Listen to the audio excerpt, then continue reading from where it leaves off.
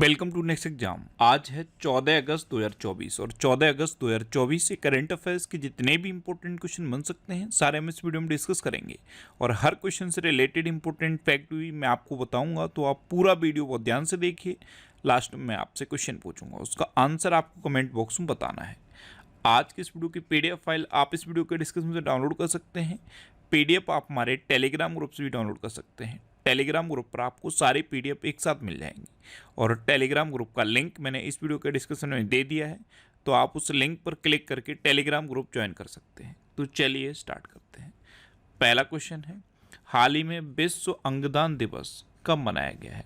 तो अभी 13 अगस्त को विश्व अंगदान दिवस मनाया गया। तो इस क्वेश्चन का बे ऑप्शन सही है। अंगदान के बारे में जागरूकता बढ़ाने के लिए हर साल 13 अगस्त को ये विश्व अंगदान दिवस मनाया जाता है। किसी एक व्यक्ति का अंगदान किसी दूसरे व्यक्ति की पूरी जिंदगी संवार सकता है, पूरी जिंदगी बचा सकता है। इसलिए अंगदान के महत्व को बताने के लिए और अंगदान के बारे में लोगों को जागरूक करने के लिए हर साल 13 अगस्त को ये विश्व अंगदान दिवस मनाया जाता है। अच्छा, ये विश्व अंगदान सुन के आपको कुछ याद नहीं आया? सच बताना, कुछ याद आया? अभी 3 अगस्त को भारतीय अंगदान दिवस मनाया गया था। क्या मनाया गया था? भारतीय अंगदान दिवस। तो ये आप कंफर्म कर लो, 3 अगस्त को भारतीय अंगदान दिवस मनाया जाता है और 13 अगस्त को वर्ल्ड ऑर्गन डोनेशन डे यानी कि विश्व अंगदान दिवस मनाया जाता है। दोनों याद रखने हैं, 3 अगस्त को भारतीय अंगदान दिवस और 13 अगस्त को विश्व अंगदान दिवस। अच्छा, अभी 1 अगस्त को राष्ट्रीय पर्वतारोहण दिवस और वर्ल्ड लंग कैंसर डे मनाया गया। 2 अगस्त को दादरा एवं नगर हवेली मुक्ति दिवस मनाया गया। 3 अगस्त को भारतीय अंगदान दिवस मनाया गया, यही बताया ना मैंने अभी आपको। 4 अगस्त को अमेरिकी तटरक्षक दिवस मनाया गया। 5 अगस्त को अंतर्राष्ट्रीय ट्रैफिक लाइट दिवस मनाया गया। 6 अगस्त को हिरोशिमा दिवस मनाया गया। 7 अगस्त को राष्ट्रीय हथकरघा दिवस और राष्ट्रीय भाला फेंक दिवस मनाया गया। 9 अगस्त को नागासाकी दिवस और विश्व आदिवासी दिवस मनाया गया।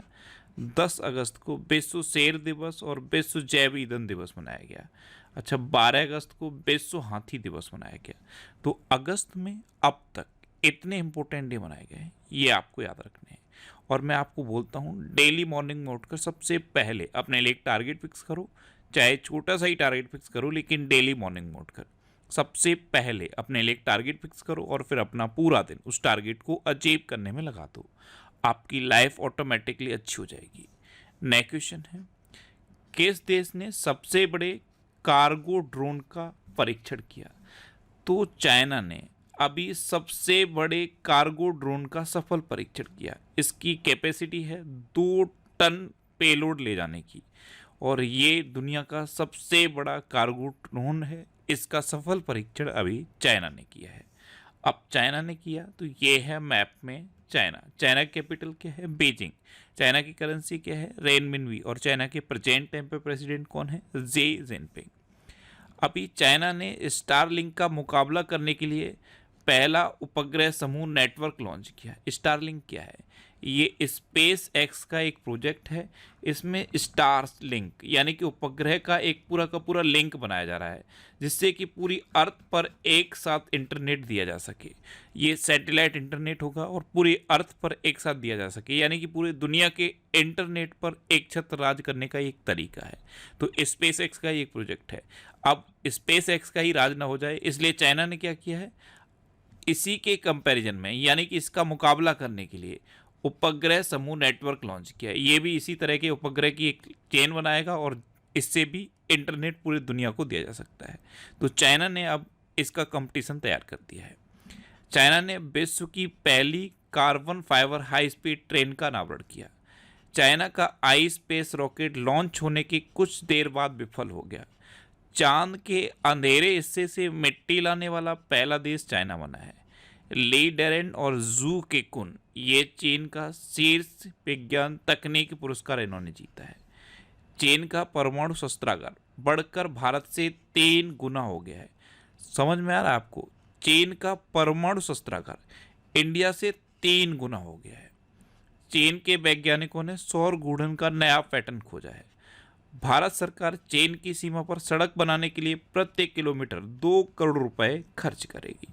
नेक्स्ट क्वेश्चन है, हाल ही में world audio visual and entertainment summit 2024 का आयोजन कहाँ होगा? तो world audio visual and entertainment summit 2024 इसका आयोजन गोवा में होगा। तो इस क्वेश्चन का सी ऑप्शन सही है। और इसको शॉर्ट में वेव्स कहते हैं। इसका ट्रेलर अभी लॉन्च हो चुका है। ये है इस बार के world audio visual and entertainment summit 2024 का ट्रेलर। इसे ministry of information and broadcasting ने लॉन्च किया है। अच्छा, ये गोवा में होगा, ये समझ में आता है, लेकिन कब होगा ये भी तो पता होना चाहिए। तो ये 20 नवंबर से लेकर 24 नवंबर तक, कब से कब तक? 20 नवंबर से लेकर 24 नवंबर तक गोवा में होगा। अब गोवा, तो ये है मैप में गोवा। गोवा की कैपिटल क्या है? पणजी। गोवा के चीफ मिनिस्टर कौन है? प्रमोद सावंत। और गोवा के गवर्नर कौन है? PS श्रीधरन पिल्लई। अच्छा, 23 मई को गोवा का स्थापना दिवस मनाया जाता है। इसी से लिंक करके एक और याद करना है, गोवा मुक्ति दिवस कब मनाया जाता है? 19 दिसंबर को। क्यों मनाया जाता है? क्योंकि 19 दिसंबर 1961 को गोवा पुर्तगाल से मुक्त हुआ था, इसीलिए हर साल 19 दिसंबर को गोवा मुक्ति दिवस मनाया जाता है। अच्छा, इंडिया एनर्जी वीक 2024 का आयोजन गोवा में किया गया। गोवा में 10वीं शताब्दी का कदम शिलालेख मिला है। गोवा के काजू को GI टैग मिला। गोवा के मुख्यमंत्री ने स्वयंपूर्ण बाजार लॉन्च किया। भारत का पहला लाइट हाउस उत्सव ये गोवा में हुआ। गोवा सरकार ने अपने सरकारी अस्पतालों में IVF ट्रीटमेंट को फ्री कर दिया है। गोवा के मुख्यमंत्री ने the biodiversity Atlas of मायम village का अनावरण किया। अच्छा, गोवा में वोंडला वाइल्ड लाइफ सेंचुरी है, कोटेगांव वाइल्ड लाइफ सेंचुरी है, मोलम नेशनल पार्क है, और मोलम नेशनल पार्क को भगवान महावीर नेशनल पार्क कहते हैं। अच्छा, गोवा में डॉक्टर सलीम अली पक्षी विहार भी है। क्या है?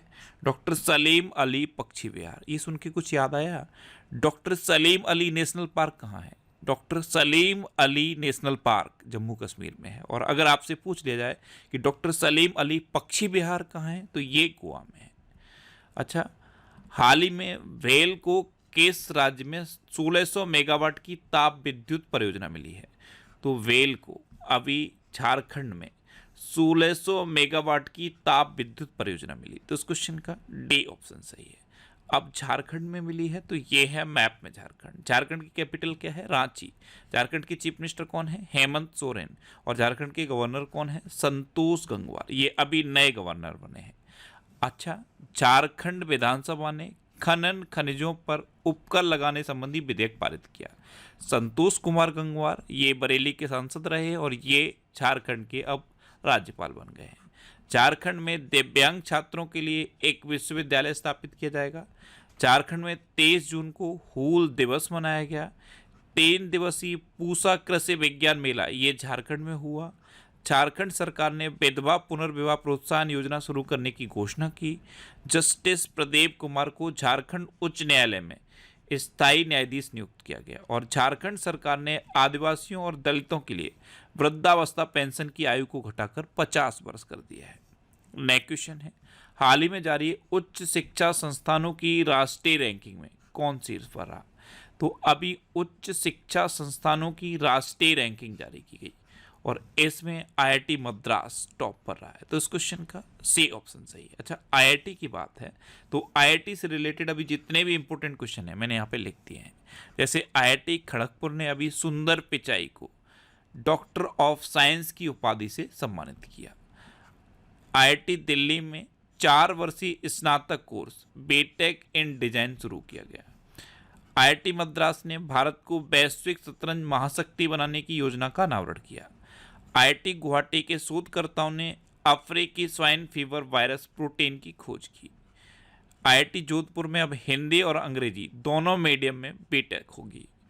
ISC बेंगलोर के वैज्ञानिकों ने तपेदिक अनुसंधान के लिए 3D फेफड़े का मॉडल विकसित किया है।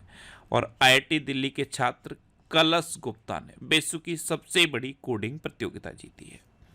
नेक्स्ट क्वेश्चन है, किसने SBI के प्रबंध निदेशक का पदभार संभाला? तो राणा AK सिंह, इन्होंने अभी SBI के प्रबंध निदेशक का पदभार संभाला। तो इस क्वेश्चन का बी ऑप्शन सही है। अच्छा, SBI की बात हो रही है तो अभी SBI के नए चेयरमैन भी तो बने हैं। उनका नाम क्या है? चल्ला श्रीनिवासुलु रेड्डी, यानी कि CS रेड्डी। तो CS रेड्डी अभी SBI के नए चेयरमैन बने हैं। नेक्स्ट क्वेश्चन है, किसने इस्पात मंत्रालय के सचिव के रूप में पदभार ग्रहण किया? तो अभी संदीप पौंड्रिक ने इस्पात मंत्रालय के सचिव के रूप में पदभार ग्रहण किया। तो इस क्वेश्चन का सी ऑप्शन सही है, ये है संदीप पौंड्रिक और इन्होंने ही इस्पात मंत्रालय के सचिव के रूप में पदभार ग्रहण किया है। अच्छा, अभी टीवी सोमनाथन को भारत का अगला कैबिनेट सचिव नियुक्त किया गया।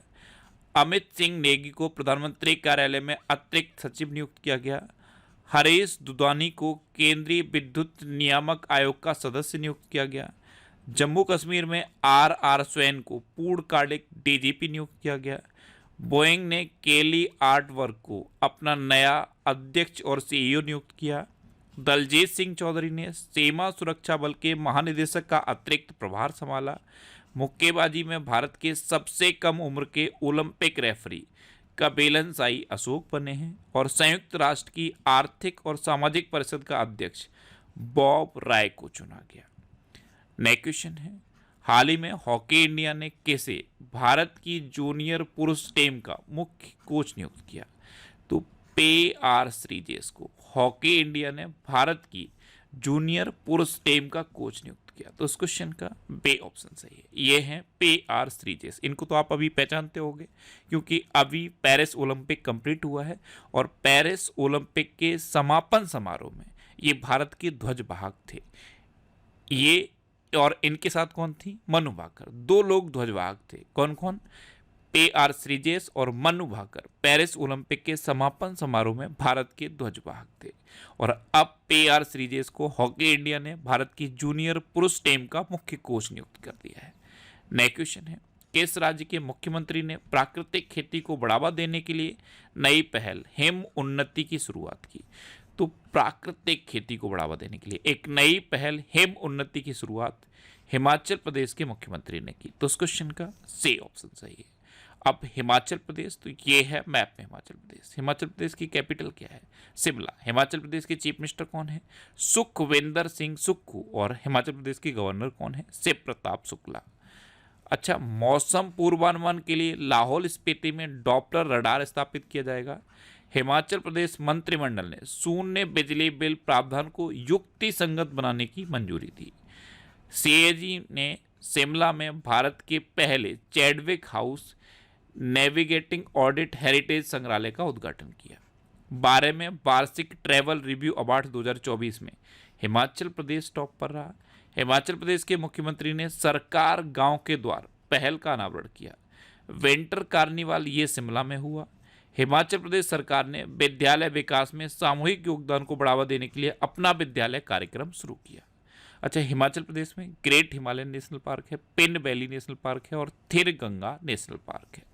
नेक्स्ट क्वेश्चन है, किसने भारत मंडपम से हर घर तिरंगा बाइक रैली को हरी झंडी दिखाकर रवाना किया? तो हमारे उपराष्ट्रपति हैं जगदेव धनखड़। कौन? जगदेव धनखड़। इन्होंने दिल्ली में भारत मंडपम से हर घर तिरंगा बाइक रैली को हरी झंडी दिखाकर रवाना किया। तो इस क्वेश्चन का बे ऑप्शन सही है। नेक्स्ट क्वेश्चन है, जुलाई 2024 के लिए ICC player of the month किसे चुना गया?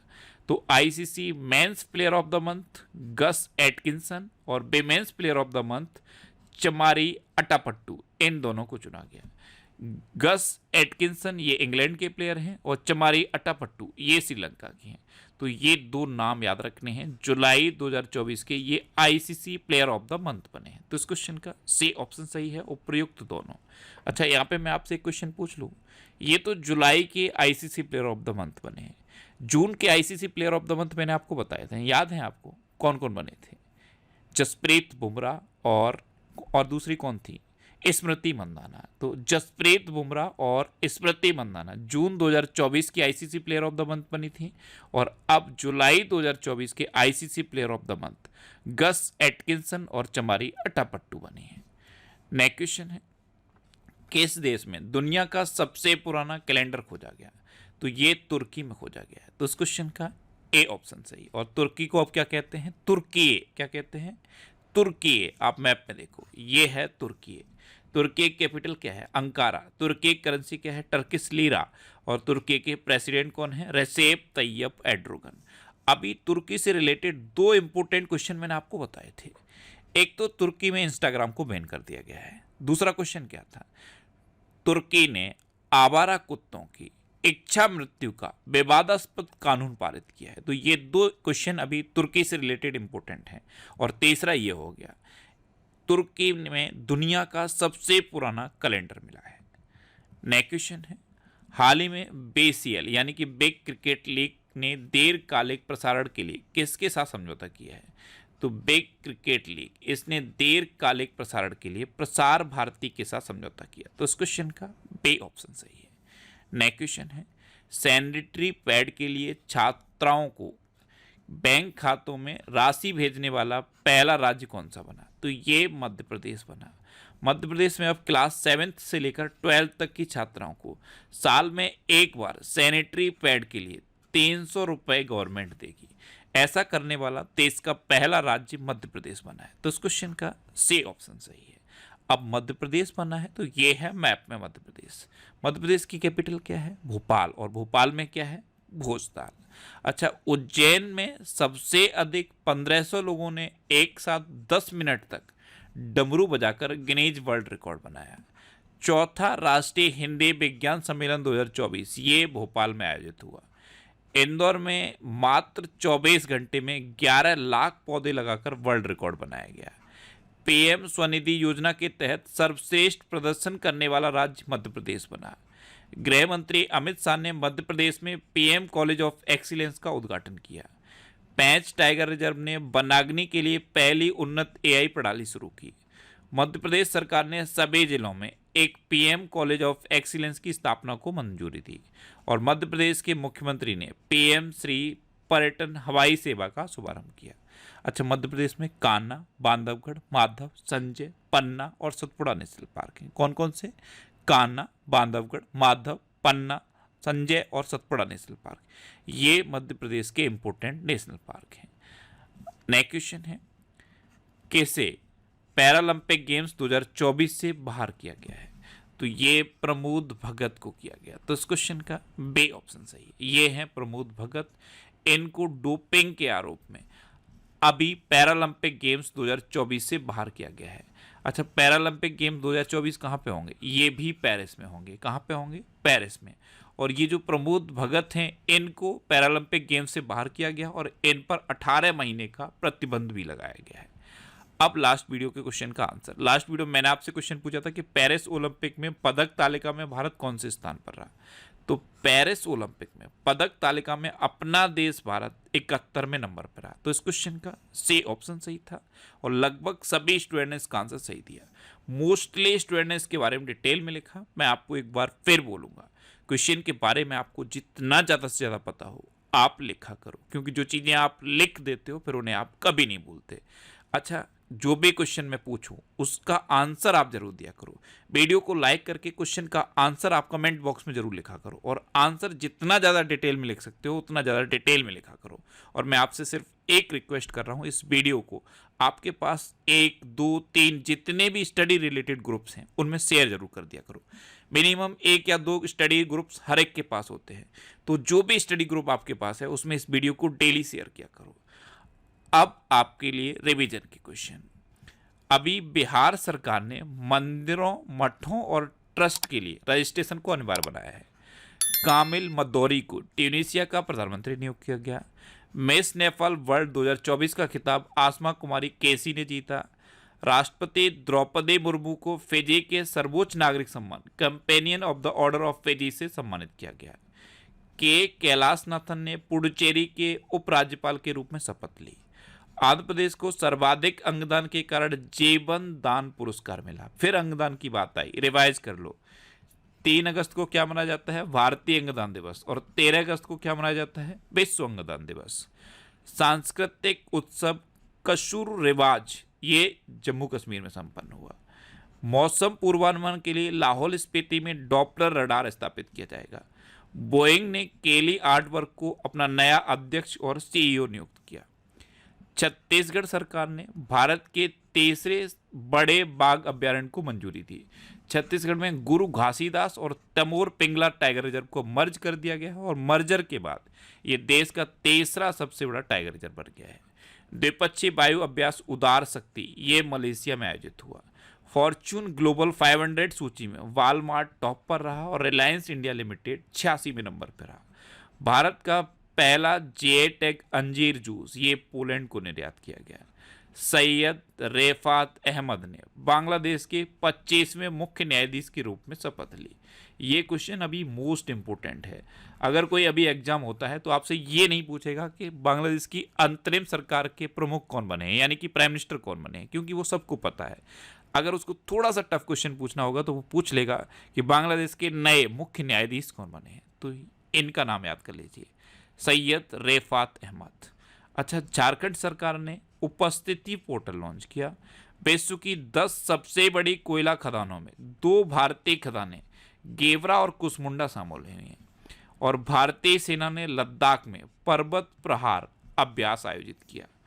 अब आपके लिए आज का क्वेश्चन है 10वां द्विपक्षीय मित्र शक्ति सैन्य अभ्यास कहाँ शुरू हुआ? 4 ऑप्शन दिए गए हैं, इनमें से आपको अपना आंसर बताना है। और इसके अलावा हम हमारे फेसबुक पेज पर previous year question daily post करते हैं, तो आप फेसबुक पर नेक्स्ट एग्जाम सर्च करके हमारा फेसबुक पेज ज्वाइन कर सकते हैं, क्योंकि प्रीवियस ईयर क्वेश्चन आपको बहुत हेल्प करते हैं। अगर आपको किसी क्वेश्चन में कोई डाउट होता है या आपको अपने करियर से रिलेटेड भी कोई प्रॉब्लम है तो आप इंस्टाग्राम, फेसबुक और एक्स पर इंद्रेश आरसी सर्च करके आप मेरे साथ जुड़ सकते हैं और कोई भी डाउट, कोई भी confusion without any hesitation discuss कर सकते हैं। तो ये था आज का हमारा करंट अफेयर्स का वीडियो। आपको ये वीडियो कैसा लगा प्लीज़ कमेंट बॉक्स में जरूर बताना। और अगर अभी तक भी आपने हमारे इस चैनल को सब्सक्राइब नहीं किया है तो इसे आप सब्सक्राइब कर लीजिए। आपको इस चैनल से निश्चित ही मदद मिलेगी। जब भी आप इसे सब्सक्राइब करेंगे तो बराबर में एक बेल आइकन बन के आएगा, आप उस बेल आइकन पर जरूर क्लिक कर लें, जिससे कि आपको डेली मॉर्निंग में करंट अफेयर्स की वीडियो मिलती रहे। Next exam always with you. Thanks for watching.